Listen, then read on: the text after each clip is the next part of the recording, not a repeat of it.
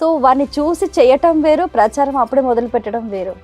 మీకు ఎలా అంటే అంత దృఢమైన సంకల్పం కలిగింది? ఇప్పుడు ఏదైనా నచ్చితే అందరికీ చెప్పడం అలవాటు నాకు చిన్నప్పటి నుంచి. నాకు ఏదైనా సినిమా నచ్చింది అనుకోండి, ఆ సినిమా అందరు చూడండి సినిమా బాగుందని చెప్తాం.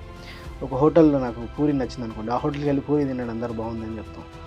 అట్లా రాఘవేంద్ర స్వామి ప్రసాదం బాగుంది అనుకో మంత్రాలయంలో, అందరూ పోయి తినండి అని చెప్తాను. అట్లా నాకు ఏదైనా నచ్చింది అనుకోండి, నేను అనుభవించిన ఆనందాన్ని అందరూ అనుభవించాలి అన్న తత్వం నాకు చిన్నప్పటి నుంచి ఉంది.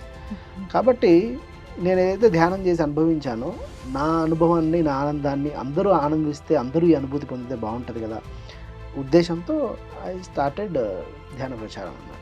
ఓకే, ఫస్ట్ టైం మీరు ఎక్కడ చేశారు ధ్యాన ప్రచారం?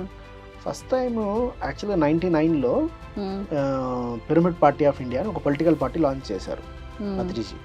ఆధ్యాత్మికవేత్తలే పాలకులు అవ్వాలి అనేది ఒక పొలిటికల్ పార్టీ లాంచ్ చేశారు.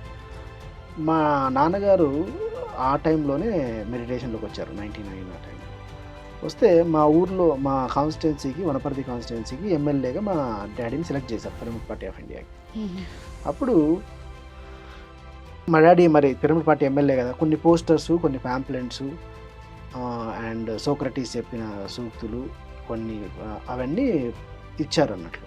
కొన్ని ప్యాంప్లెంట్, కొన్ని పోస్టర్లు. నేను మొట్టమొదటి ప్రచారం అట్లా స్టార్ట్ చేశాను, ప్యాంప్లెట్లు అన్ని పంచడం పిరమిడ్ పార్టీకి అండ్ పోస్టర్లు వేయడం. ఈ పిఎస్ఎస్ఎంలో నా ప్రచారం అనేది పిరమిడ్ పార్టీతో స్టార్ట్ అయింది. That is the first thing. అప్పుడు సైకిల్ వేసుకొని దానికి నిచ్చెన కట్టుకొని మా ఫ్రెండ్స్ని తీసుకొని పోయి గమ్ ఉంటుంది కదా దాన్ని ఏమంటారు, పోస్టర్లకు అంటిస్తాం కదా, ఆ గమ్ అంటించి పోస్టర్లు అంటించడం, అట్లా యాక్టివిటీ స్టార్ట్ చేశాం. తర్వాత 99లో ధ్యాన యజ్ఞంలో పోయి వాలంటరీగా పనిచేయడం, సేవ చేయడం, అట్లా. ఫస్ట్